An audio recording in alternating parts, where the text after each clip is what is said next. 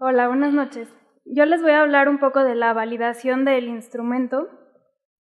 Entonces, como dijimos, el instrumento inicial constaba de 9 preguntas de datos personales y 46 preguntas cerradas que estaban divididas en las 4 dimensiones que acaba de explicar la doctora Jamui. La escala de respuestas era de tipo Likert y tenía 4 opciones: casi siempre, regularmente, en algunas ocasiones y casi nunca. Nuestro objetivo era poder resumir todas las preguntas en un único índice que nos dijera si los residentes se sentían en un ambiente expansivo o restrictivo. Entonces, para hacer esto, para poder resumir todas las preguntas en un solo índice, necesitábamos que las variables fueran mediciones estables y consistentes y que tuvieran un nivel de correlación entre ellas muy alto. Entonces, para evaluar la estabilidad y consistencia, se realizó una validación de contenido. El instrumento se revisó por 2 grupos de residentes en la Facultad de Medicina y ellos evaluaron la claridad, la comprensión, la precisión semántica. Después, para evaluar la correlación, se realizó un estudio piloto. Con respecto a la correlación, hay varias cosas que nos interesaban. Primero, que todas las preguntas estuvieran correlacionadas positivamente, es decir, que si contestaban siempre en alguna pregunta, esto estuviera asociado a un ambiente que fuera expansivo, y si contestaran nunca, esto estuviera asociado a un ambiente restrictivo. O sea, que todas las preguntas estuvieran en el mismo sentido, preguntadas. Y también nos interesa que estén muy correlacionadas, de forma que podamos resumirlas todas en una sola variable, pero tampoco que nos estén diciendo la misma información, porque ¿para qué perdemos el tiempo preguntando 2 veces la misma cosa? Entonces, para comprobar todo esto se realizó un estudio piloto. El estudio se realizó en el Departamento de Medicina Familiar de la UNAM. Se realizó a 127 residentes de los primeros 3 años de la especialidad, de los cuales obtuvimos 112 casos que fueron válidos. En promedio, los residentes tardaban 10 minutos en contestar el cuestionario y todos lo contestaron voluntariamente. No aparece el mouse. Aquí tenemos una tablita que nos dice cómo estaba distribuida la base.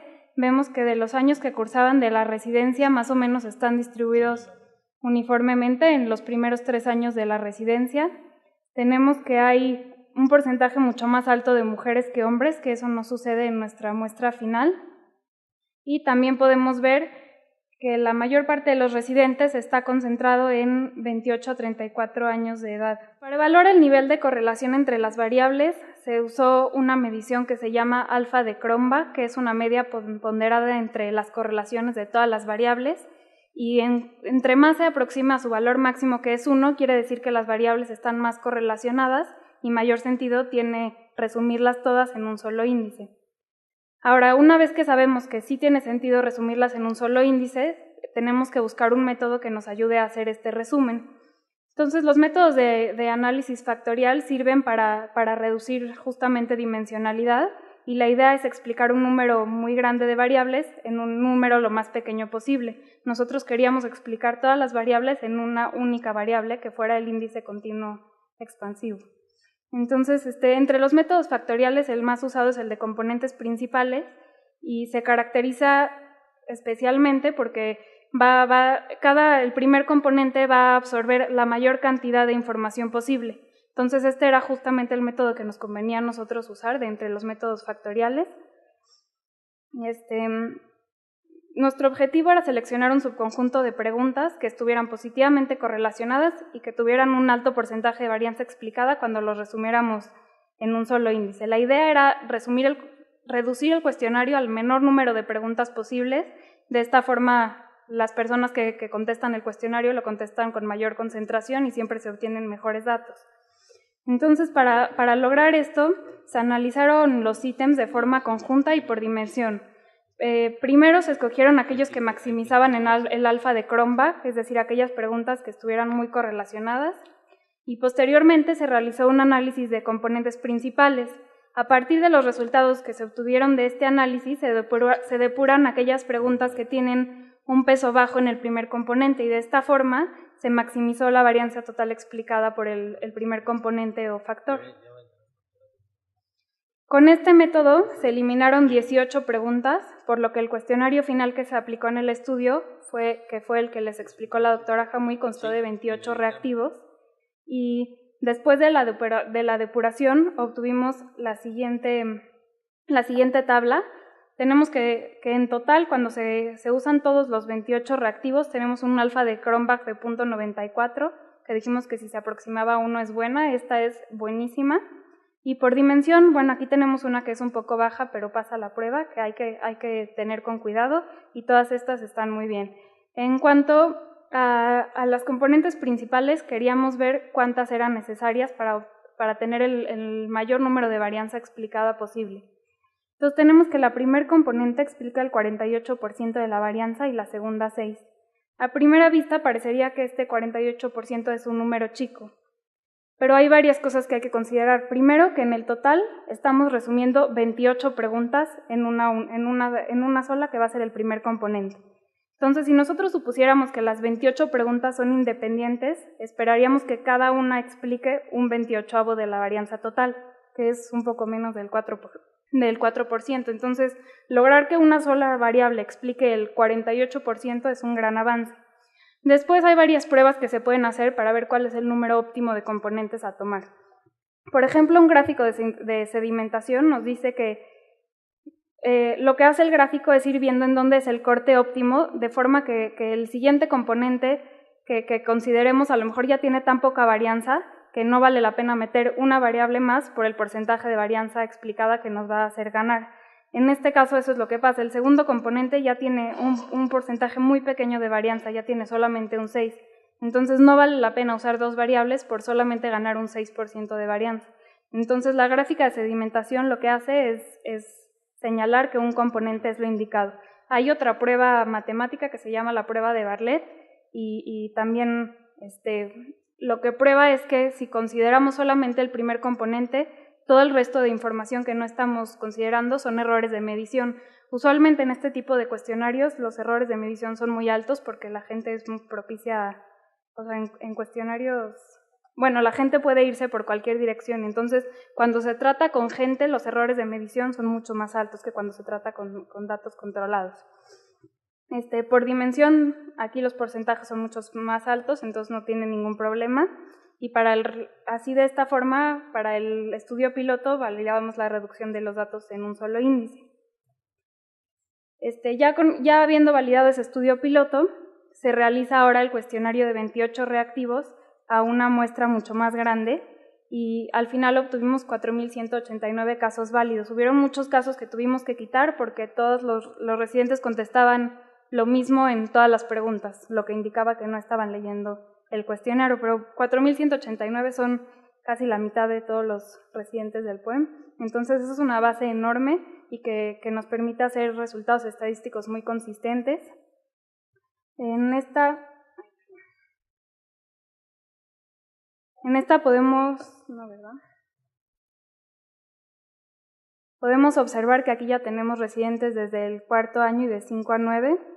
Tenemos que aparecen el 50% de hombres y 50% de mujeres sin poner ninguna cuotas, esa es la muestra natural. Y una vez más tenemos que de 28 a 34 años de edad tenemos a la mayor población de residentes. Se comenzó haciendo un análisis exploratorio de las respuestas del cuestionario. Esta tabla es un análisis usual que se llama Top to Box, y lo que se hace es juntar a las dos respuestas de la escala más altas, que en este caso son casi siempre, regularmente, y ver qué porcentaje de la muestra contestó en cada pregunta casi siempre o regularmente. Entonces, por ejemplo, aquí tenemos en dinámicas del servicio que tenemos unos casos interesantes, tenemos el porcentaje más bajo y el porcentaje más alto de todos. El más bajo tenemos más o menos 55% de los residentes que no consideran siempre regularmente que trabajan con profesionistas fuera de su área. Entonces esa es un área en la que habría que trabajar a nivel global en todas las unidades de análisis en las que se consideró la muestra. Por otro lado, si consideramos que el trabajo le permite desarrollarse, tenemos que 93% de los residentes consideran que el trabajo les permite desarrollarse, eso es un porcentaje muy bueno. Y pues algunas cosas interesantes es que entre las cosas más bajas, por ejemplo, los residentes creen que hay falta de interés del profesor, falta de retroalimentación después de la evaluación, de recursos tecnológicos, y entre las cosas más altas les gusta el método de aprendizaje, creen que están en un ambiente propicio para la educación, les gusta la participación en la práctica clínica, se sienten orgullosos de su servicio. Posteriormente hicimos el análisis de componentes principales. Esta gráfica se ve muy borrosa, pero lo importante que tiene esta gráfica es que no que distingamos cada una de las cosas que están apareciendo, sino que veamos que todas están jaladas primero en la misma dirección. No tenemos, si tuviéramos algún atributo que estuviera relacionado negativamente con otro, lo tendríamos brincando por este lado, pero todas están hacia la misma dirección y la primer componente, que es el eje X, justamente, entonces, esto es algo muy sorprendente y bonito del análisis, la primer componente sin hacer ninguna rotación se puede interpretar como el índice que estábamos buscando.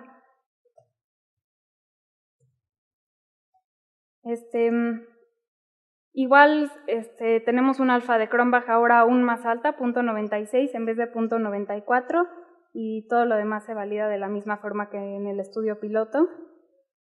Por lo tanto, ya validamos, queda validado el instrumento, y ahora, una vez validado, podemos utilizarlo con fines prospectivos. Entonces, con solamente aplicar el cuestionario, se puede ubicar en qué rango está el ambiente clínico de aprendizaje de cualquier unidad de análisis que nosotros queramos considerar, ya sea una institución, un hospital o individuos. Entonces, aquí tenemos un videito que les enseña rápidamente cómo calcularlo. No queremos entrar en detalles, pero esta es la tabla que obtenemos nosotros de los datos de la muestra.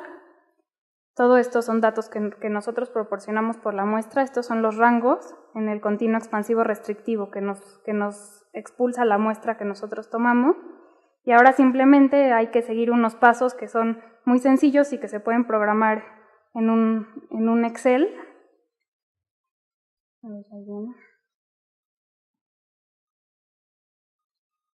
Entonces digo, nada más para que vean como ejemplo, los pasos son multiplicar, sumar, promediar, ubicar en el rango, son operaciones muy sencillas y muy fáciles de programar. Y lo que se hace es justamente seguir el mismo método de los componentes principales. Aquí viene un ejemplito, tenemos 3 personas, un P1, P2 y P3. Y el 1 indica que todas contestaron nunca en todas las respuestas. Entonces, por ejemplo, aquí si tenemos que todas las personas contestaron nunca en todas las respuestas, claramente esta unidad de análisis va a estar en menos del 20% de la población, ¿no? En el último cuantil de lo expansivo. Ahora, si nosotros empezamos a mover las respuestas para ver cómo funciona el programita, por ejemplo, podemos cambiar todas las respuestas al número 4, que quiere decir que todos que contestan siempre en todo.